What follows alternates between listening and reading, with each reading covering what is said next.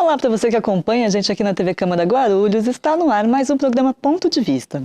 E hoje a gente vai conversar com a comunicadora e escritora guarulhense Ive de Oliveira, que acabou de lançar o livro Anísia, Equilibrando as Tempestades, na Bienal de Guarulhos deste ano. Ive, é um prazer receber você aqui na TV Câmara. Olá, Renata, obrigada pelo convite.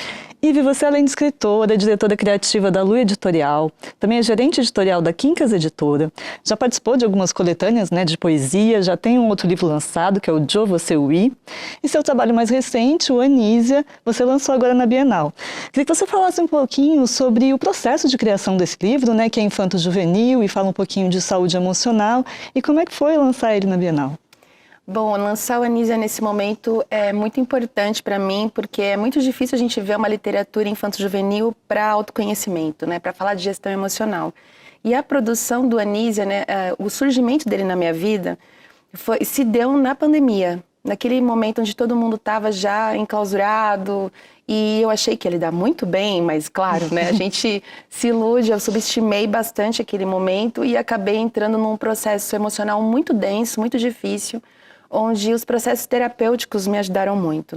Então, em um desses processos, a minha terapeuta junguiana, ela me sugeriu que eu escrevesse. Ela falou, você não é escritora? Então escreve sobre essas emoções que você está sentindo, esse impacto, que está difícil para você lidar. E acabou que realmente a história saiu de mim. Eu escrevi ela de uma vez só, então não foi uma história planejada, eu não sonhei com ela, não preparei personagens, simplesmente eu fui escrevendo meio que num processo de catarse mesmo, e até o próprio nome da Anísia, ele já saiu logo de cara, e todo o contexto da história. É óbvio que depois a gente passa por diversos processos dessa execução, porque eu nunca imaginei que eu ia escrever para criança. Eu sempre trabalhei com público adulto, meu primeiro livro é para um público adulto, então até eu me entender como uma autora para crianças demorou um pouquinho, e depois eu tive dificuldade de encontrar alguém para ilustrar o livro, porque aparentemente é fácil, você escreve e alguém vai lá e desenha, mas não é bem assim, porque a história ela tem um universo, ela tem um contexto que, como era um processo emocional, necessariamente não estava muito claro para mim, então demorou um tempo para que isso se desse. E coincidiu do meu filho, que também já estava com a gente também acompanhando, nos bastidores, que já está trabalhando há 2 anos na Quincas Editora como designer e também já ilustra, assim, mas não profissionalmente, ele ilustrava por hobby, por paixão. E aí a gente entendeu que seria ele mesmo, você tá aí, então vai tu mesmo, nesse processo. E eu acho que foi aí que deu muito certo. Porque dentro da literatura infanto-juvenil, a parte de ilustração também é muito importante, Sim. Quase que em conjunto com a escrita mesmo, nessa criação de um universo. É uma coautoria. Eu acredito muito nisso, que um livro, principalmente para a literatura infanto-juvenil, ele se dá muito a partir desse conjunto. Muitas vezes do texto, ele perde o sentido quando você não tem algo para você vislumbrar, para você contemplar junto.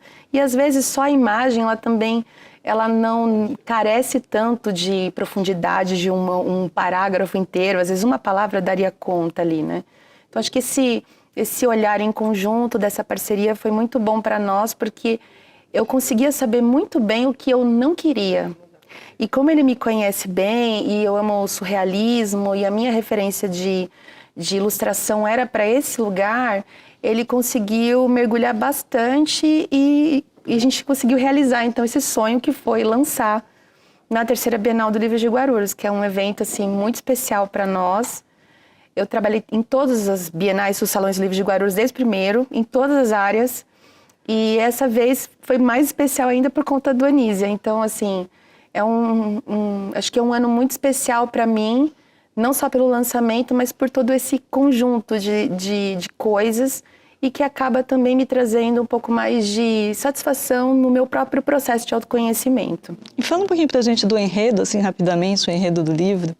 A Anísia é uma nuvem repleta de raios, ela tá super triste, ela não gosta dela mesma, ela tem dificuldade de se identificar com a forma que ela tá, porque ela tá muito cinza, e ela gostaria de ser aquela nuvem leve, dos dias de outono, que forma desenhos para as crianças, e isso incomoda muito ela. Até que nesse caminho de agonia, tristeza, desespero, ansiedade, vamos dizer assim, ela encontra o Antônio, que é o amigo vento, que ajuda ela a se reencontrar. Eu acho que ele engatilha ela para o lugar certo, porque ela não é uma história clichê, ela fala muito desse lugar onde você não sabe muito bem como você funciona.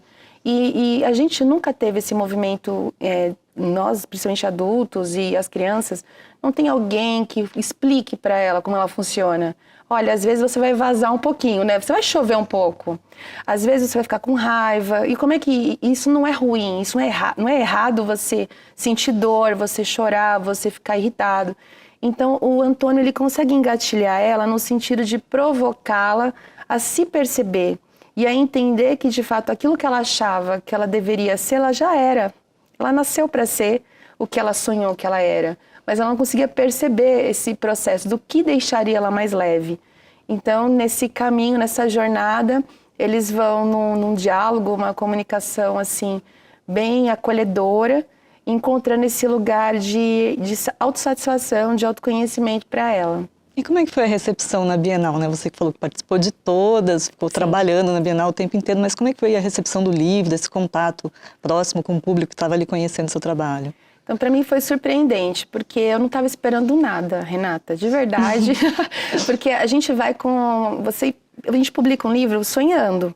Eu nem tinha a expectativa de imprimir muitos títulos. Eu imprimi 60 exemplares. Falei, vou com a cara e a coragem, vamos ver o que dá.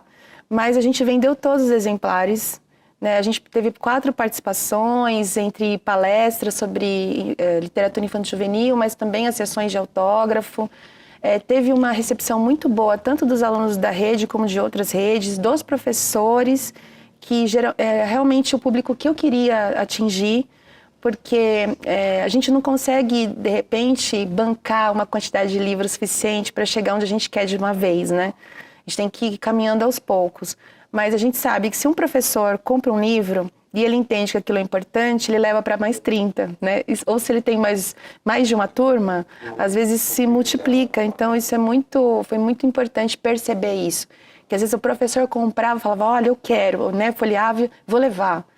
Ou quando mesmo pessoas conhecidas, né, da própria escola onde eu também trabalho, se sentiram motivadas, além de comprar, ler para as crianças. Então, para mim, esse contato com o público na Bienal foi maravilhoso, tanto na palestra, também tive público, e saber que as pessoas entendiam que aquela história não era só uma coisa que tinha passado por mim, mas era também importante para elas, isso me tocou muito, foi muito emocionante mesmo. E você também você foi até o Céu com Bica, né, ler para as crianças de lá, Sim. teve uma ação no Céu, como é que foi? Aí é uma recepção, assim, do seu público de fato, né, um público infanto-juvenil, você tem esse contato direto com criança, que é bastante sincera até, quando gosta ou não gosta de uma obra. Exatamente. A gente tem ali no complexo do Céu com Bica 2 escolas, então a gente fez 4 sessões de contação de história para EPG Hamilton Félix de Souza. Então foram cerca de 680 crianças, né? São 2 períodos, manhã e tarde. Então crianças de Fundamental 1, então a gente teve logo no começo as crianças mais velhas, que para elas, na verdade, direcionado o livro, até porque o livro, só para colocar um parênteses, o livro ele passou por resenha de 4 turmas que eu lecionei. Então, eles já tinham me posicionado como crianças que o público melhor era a partir de 9 anos, isso é o máximo, né? E aí a gente já sabia que o público-alvo era as primeiras turmas. Então, foi lindo porque a gente não é performático, eu não ia encenar uma peça, eu ia ler um livro. A gente colocou no projetor para eles verem as imagens em tamanho bem maior, né, para eles terem uma impressão. Levamos também adesivos da Anísia para eles colarem, né, para eles se sentirem... A gente está falando do livro, não mostramos ainda, se você quiser mostrar aqui também, por favor. Nós levamos adesivos, né, tem um marcador aqui, que a gente fez, ele tem 2 versões, inclusive, uma versão, se você está num dia Anísia, você pode colocar assim, marcar assim, se está num dia mais Antônio, mais de boas, né, você pode marcar mais leve, mas a gente fez um adesivo que é muito bonitinho, de uma cena onde ela já consegue se sentir mais tranquila, onde ela tem uma plaquinha, né? Quando ela fala que essa sou eu hoje, né? Quando ela tá se sentindo melhor. E aí o adesivo era amarelinho também para trazer para as crianças essa sensação também de como se eles também estivessem, né? Com a plaquinha na mão ali, mostrando o quanto eles estavam felizes também. E aí foi um momento lindo, porque a gente contou e na hora que eles começaram a fazer as perguntas, a gente teve um momento então de contação, né? Então, e depois de perguntas onde eles tiveram as dúvidas tiradas a respeito do livro e das ilustrações e foi incrível as perguntas, porque a gente não imagina que a criança está entendendo o contexto da história. E eles fizeram perguntas assim muito surpreendentes, não só das ilustrações, de como tinha acontecido, das influências. Tem uma curiosidade do QR Code também, né? Tem. Que você tem, o livro tem um QR Code, que tem uma playlist. São músicas que você estava ouvindo quando você escreveu? Sim, é uma playlist com 14 músicas, porque eu sou uma pessoa muito musical. Minhas influências maiores, inclusive, na literatura é muito mais no cenário da música do que propriamente na literatura, embora eu goste muito de ler. Então, esse livro, para mim, tinha que ter música, né? Minha família é de músicos. Como jornalista, eu trabalhei muito com músicos, com banda.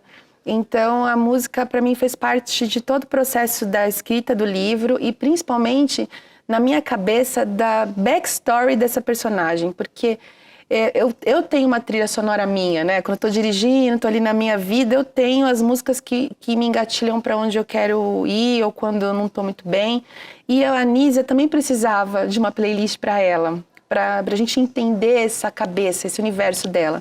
Então são 14 músicas, são músicas nacionais e internacionais, mas que tem a ver com essa história dela, do que passava na cabeça daquela personagem enquanto ela estava aqui, né? Porque a capa é bem isso, uma pessoa brisando em algum lugar, né? Olhando para um céu cinzento, sendo que ela é a própria nuvem ali se misturando.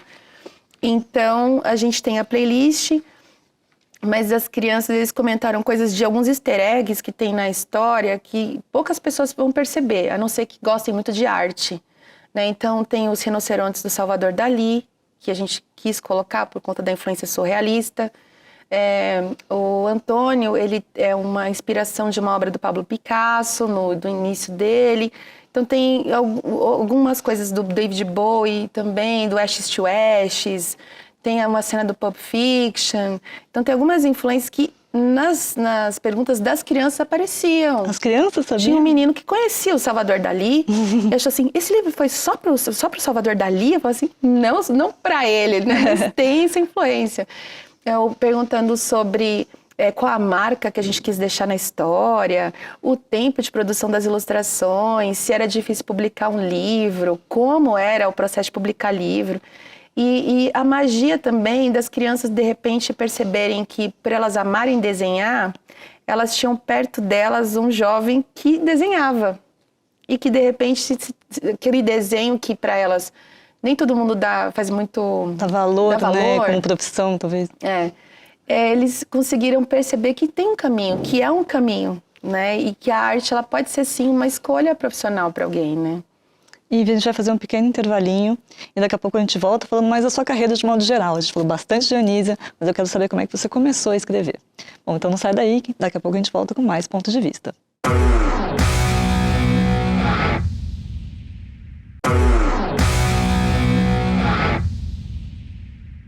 Voltamos com o ponto de vista, hoje recebendo a comunicadora e escritora guarulhense Ivy de Oliveira. Ivy, a gente falou bastante de Anísia, mas eu queria saber como é que você começou nessa área. Escrever para você foi algo que você fez desde criança, que você trabalhou também com assessoria de comunicação, trabalha no mercado editorial, mas como é que foi que você começou a escrever de fato? Eu sou uma criança, né, que gosta muito de escrever, vamos dizer assim, né? Eu acho que a minha criança interna, ela sempre gostou de literatura. Minha mãe diz que eu fui para a escola com 2 anos porque eu pedi, então eu tenho esse espírito de querer aprender, isso desde muito cedo. Mas eu não escrevia pensando em ser autora quando eu era criança. Eu sempre gostei de música, né, como eu falei no primeiro bloco, então eu queria ser de verdade ou uma cantora muito famosa, ou uma apresentadora de televisão. Isso era uma coisa assim, eu gostava de querer alguma coisa da arte, isso sempre foi para mim muito importante. Mas eu sempre li muito, então quando eu comecei a me aventurar a querer fazer arte, eu fazia curso de teatro e escrevia roteiro para as peças, né, para as nossas brincadeiras ali. Mesmo quando a gente começou a fazer estudar mesmo para o teatro mais profissional, para o clown, eu também acabava escrevendo e fazendo trilha sonora para os espetáculos. Mas, sinceramente, eu não achava que eu seria capaz de ser uma escritora. Eu tinha uma questão de autoestima onde eu achava que eu não era para isso, que eu deveria, de repente, dar voz para as pessoas e não me colocar à frente, né, no mesmo lugar, no mesmo patamar. Então, trabalhei muitos anos como jornalista, entrevistando artistas, principalmente do cenário da música, e depois também cobrindo vários eventos literários, entrevistei muitos autores, mediei muitas mesas e apresentei palestras com as pessoas, dei palestra, mas tudo que eu escrevi era uma coisa muito assim de desabafo, em blog, né? Sempre tive blog, mas nunca com uma finalidade assim, vou escrever, né? Com o objetivo de escrever um livro. Até que nesse processo eu comecei a observar que eu tinha muitos textos, principalmente textos românticos, né? E aí eu achei que poderia dar um livro, assim. Eu comecei a reler esses textos, que eram textos de muitos anos, de 3 anos de desabafos, vamos dizer assim, de experiências mal-sucedidas, de aventuras, né, nessa área. E acabou que, de repente, eu comecei a entender que aquilo podia ser um livro. E aí que virou meu primeiro livro, De Você De Você Minhas Experiências com o Amor. É esse livro. E são poesias. São narrativas poéticas, tem poemas, mas não são só poemas, mas ele conta a história de 3 relacionamentos, vamos dizer assim, em diferentes fases, para tentar demonstrar os caminhos e os descaminhos desse processo, né? Quando a gente está no início e fica extremamente sem referência, sem bom senso, né? E depois a gente vai amadurecendo nesse processo, entendendo quem a gente é, quem é o outro.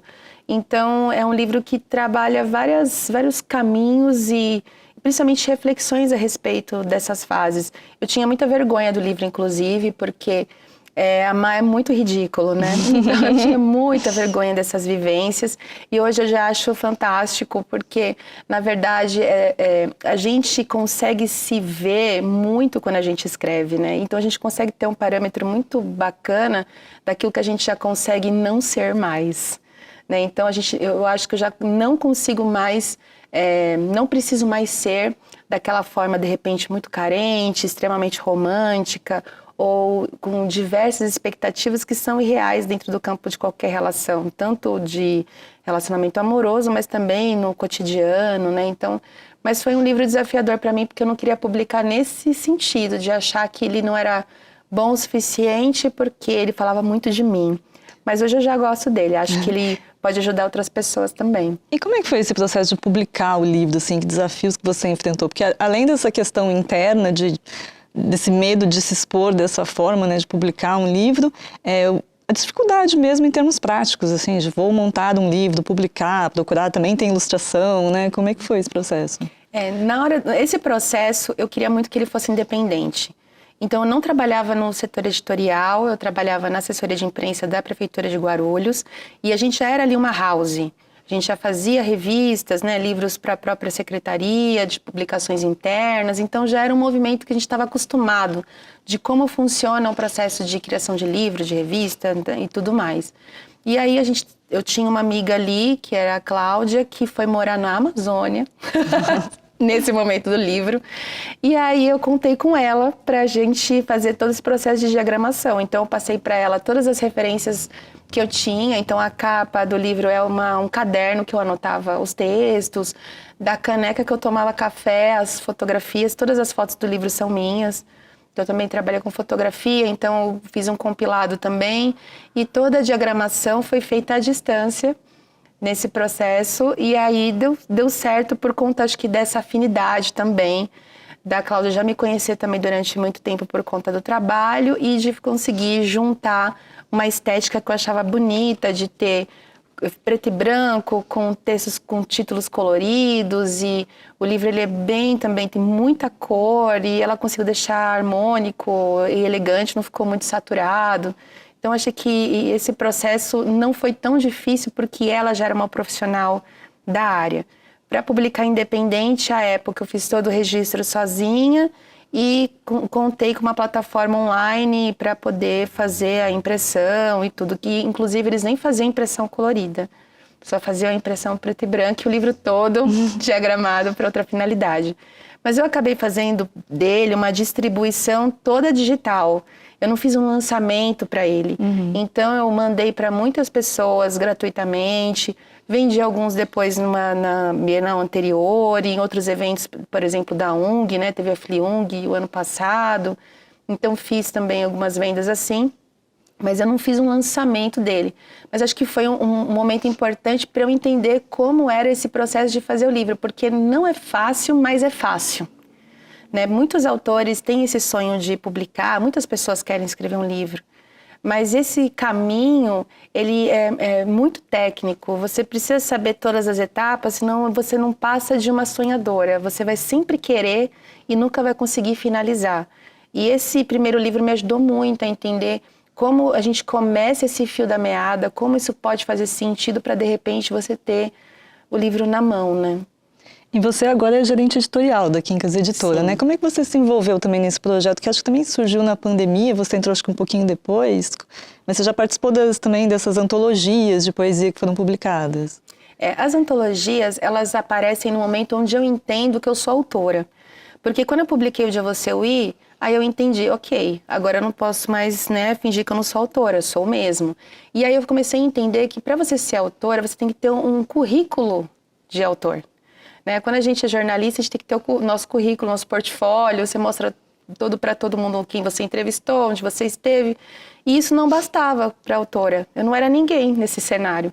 Então eu precisei entender que as antologias, participar de outros livros, de outros autores, era importante para esse aprendizado de publicação e para eu também ter esse repertório, né, de vivência mesmo da carreira literária.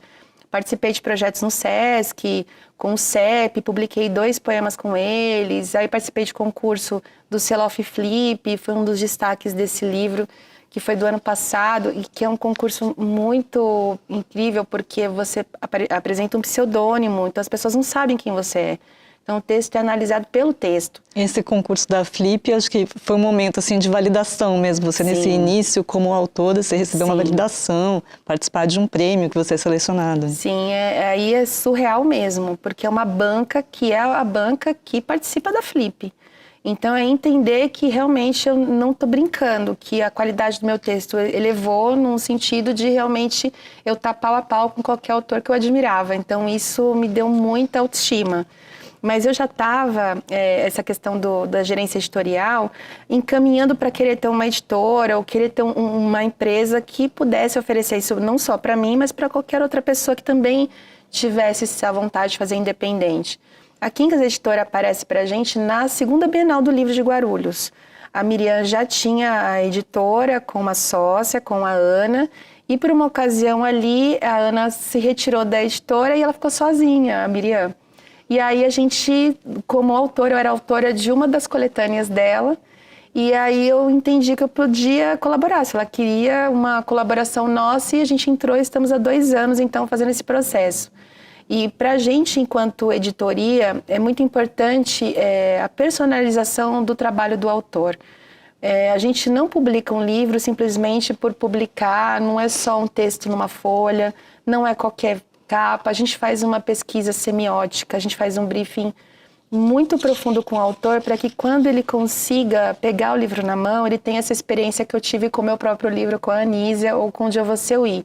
Que você pegue o livro e você saiba que ele é seu, que aquilo que estava no seu universo, ele consiga ser traduzido ali. Então a gerência editorial, ela entra nesse lugar onde a gente acha que a gente tem que oferecer um trabalho justo, de valor justo, porque os autores são muito enganados, tem valores absurdos sendo cobrados no mercado que não se justificam.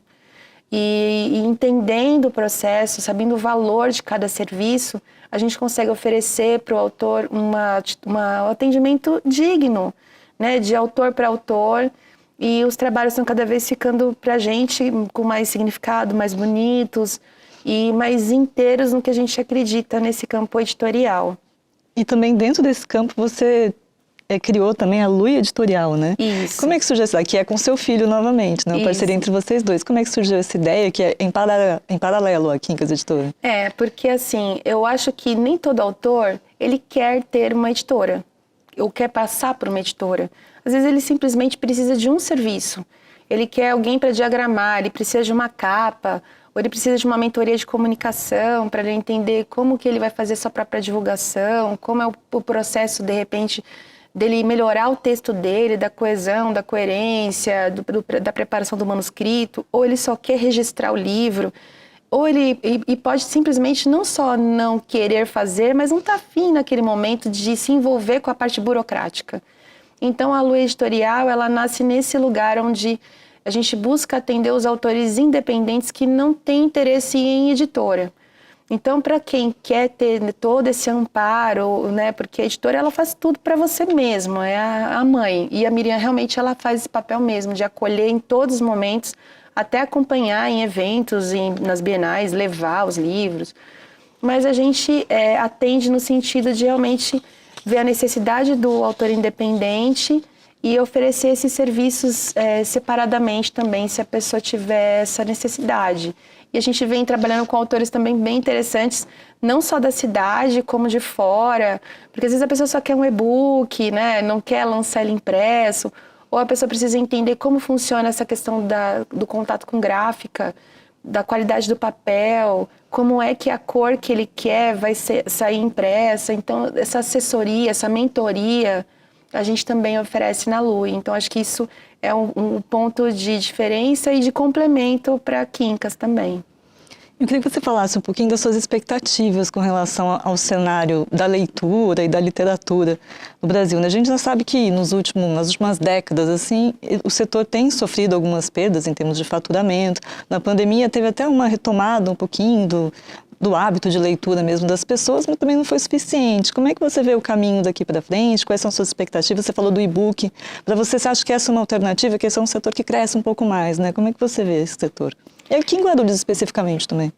Acho que assim, a gente sentiu bastante na Bienal uma procura bem interessante das pessoas, né? A gente estava no stand com 100 autores e passaram por nós ali no evento muita gente interessada em procurar por literatura impressa, né? Então a gente não teve até uma recorrência assim, de solicitação de e-book. Ao contrário, a gente percebe que existe uma vontade das pessoas de ter o livro ainda na mão. É muito interessante isso. Mas eu acho que assim, a geração Z, pelo que eu percebo, ela não tem tanto interesse na literatura como talvez a nossa geração tinha, até pela ausência de outras tecnologias, do celular, das questões do audiovisual. Então, acho que quem escreve hoje, ele precisa ter a mente muito aberta em relação à forma que ele vai explorar esse cenário para poder, de repente, atingir diversos públicos e interesses em relação à história que ele escreve. Né? A gente não escreve, de repente, livro, a gente escreve histórias.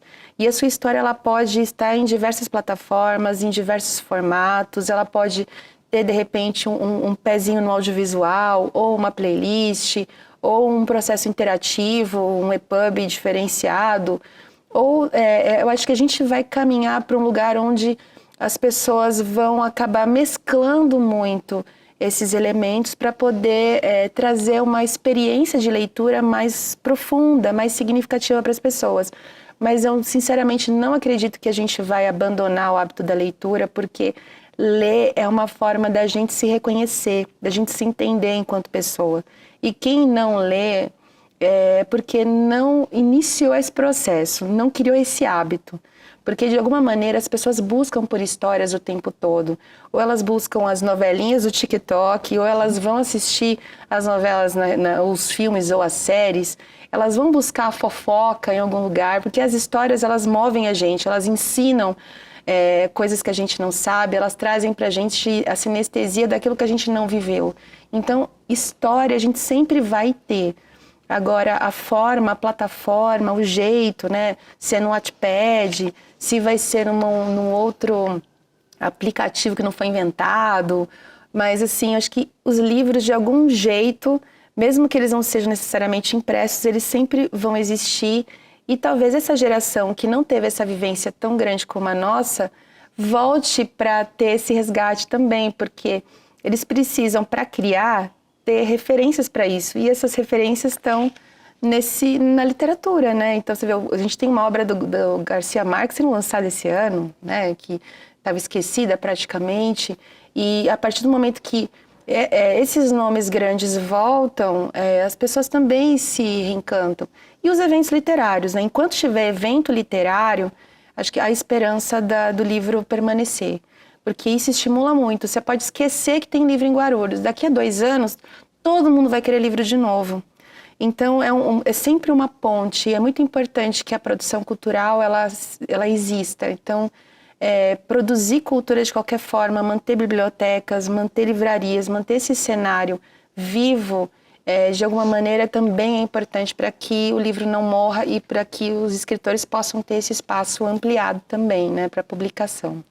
E eu queria agradecer a sua participação, nosso tempo esgotou, mas queria agradecer muito a sua participação com a gente aqui na TV Câmara. Se você quiser deixar também suas redes sociais para as pessoas conhecerem seu trabalho. Então, eu que agradeço aqui a participação, um espaço muito importante para nós autores da cidade. Meu Instagram é @ivedeoliveira, YVE de Oliveira. E todas as minhas redes, quem procurar no Google, procurar pelo meu nome, vai encontrar também os materiais, os livros, os trabalhos que a gente vem fazendo. E gostaria de me colocar à disposição, né, se escolas quiserem conhecer a Anísia, se professores quiserem bater papo sobre literatura infanto-juvenil, a gente eu estou super aberta para poder levar a literatura e levar a história deste livro para mais e mais pessoas também. Certo, Ive. Bom, esse foi o nosso ponto de vista de hoje com a escritora guarulhense Ive de Oliveira, que falou um pouquinho sobre esse trabalho, um livro recente, que está sendo lançado há pouco tempo, Anísia. Muito obrigada pela sua audiência, a gente se vê no próximo programa. Até mais.